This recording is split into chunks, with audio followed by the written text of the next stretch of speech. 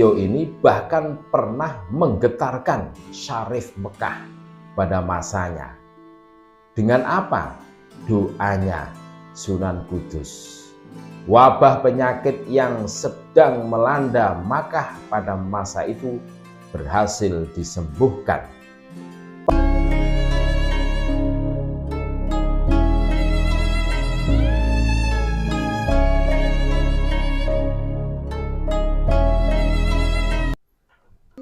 Assalamualaikum warahmatullahi wabarakatuh. Saudara-saudaraku sebangsa setanah air dimanapun Anda berada, berjumpa kembali dengan kami channel Bejo Donya Akhirat. Sak bejo bejane wong kang lali, isih luwih bejo wong kang eling lan waspada dan tetap NKRI harga mati. Sunan Kudus adalah nakib nasab era Wali Songo. Kok bisa? Sayyid Ja'far Shadiq yang lebih kita kenal dengan Sunan Kudus adalah salah satu wali yang paling menonjol dalam jajaran Wali Songo.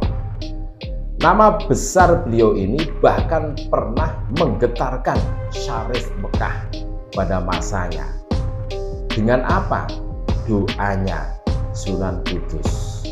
Wabah penyakit yang sedang melanda Makkah pada masa itu berhasil disembuhkan. Padahal sebelumnya Syarif Mekah tersebut tidak terlalu menganggap jati diri seorang Sunan Kudus. Namun berkat keikhlasan doa beliau, akhirnya wabah tersebut lenyap. Sunan Kudus di samping sebagai seorang ulama, beliau juga terkenal ahli dalam ilmu filsafat, tata negara, keperwiraan atau militer, bahkan puisi. Itu masih ditambah dengan kealimannya dalam ilmu tauhid, usuluddin, mantek, dan fikih. Sehingga dengan kemampuannya yang nyaris sempurna dalam berbagai bidang ilmu pengetahuan ini, gelar Waliyul Ilmi disematkan padanya. Gelar itu juga merujuk pada kecerdikan dalam berdakwah. Ketika beliau berhasil menarik umat non-muslim ke dalam Islam tanpa paksaan. Inilah yang disebut para ahli sejarah Islam sebagai jejak penting warisan Sunan Kudus dalam bidang toleransi sosial. Namun, di balik kemampuan beliau dalam berbagai disiplin ilmu, baik agama maupun yang umum, tidak banyak yang tahu jika beliau sesungguhnya juga seorang ulama ahli nasab yang mumpuni, dan ini kelak diturunkan kepada keturunannya. Tidak heran banyak keturunan Sunan Kudus di samping alim sebagai ulama, kemampuan ilmu nasab mereka sangat luar biasa. Gelar Waliyul Ilmi kepada Sunan Kudus sebenarnya sudah mengisyaratkan itu. Sunan Kudus adalah nakib nasab pada masa Wali Songo, khususnya nasab keluarga besar Wali Songo. Bukan saja itu, nasab-nasab lain pun beliau kuasai dengan baik.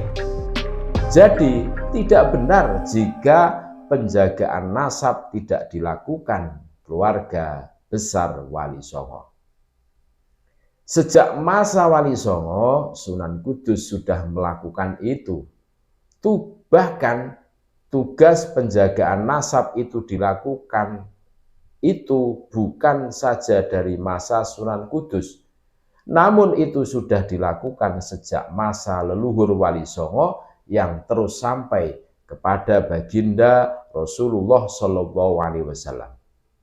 Bahwa semua nasab-nasab keluarga besar Wali Songo, Sunan Kuduslah yang memelihara, menjaga, meneliti, mencatat, dan sudah tentu mentahqiq lalu mensyahkannya. Sehingga dengan fungsinya sebagai nakib, maka banyaklah yang selamat nasab-nasab keluarga besar Wali Songo. Keluarga Wali Songo memang mempunyai catatan nasab masing-masing. Namun demikian, dari masing-masing keluarga Wali Songo itu terkumpul menjadi satu di tangan Sunan Kudus. Untuk menjadi seorang ahli nasab seperti Sunan Kudus, tidaklah semua ulama bisa mencapainya. Oleh karena tidak perlu heran dengan kemampuannya yang kompleks itu, beliau sampai dijuluki Waliyul Ilmi. Kemampuan ilmu nasab Sunan Kudus pada perkembangan selanjutnya dilanjutkan kepada anaknya, yaitu Sayyid Amir Hasan. Dari Sayyid Amir Hasan terus dilanjutkan sampai generasi sekarang.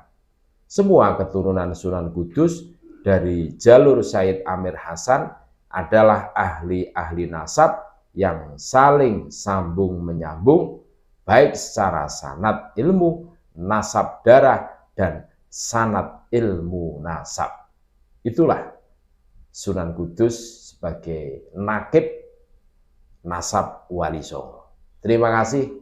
Tetap NKRI harga mati. Wassalamualaikum warahmatullahi wabarakatuh.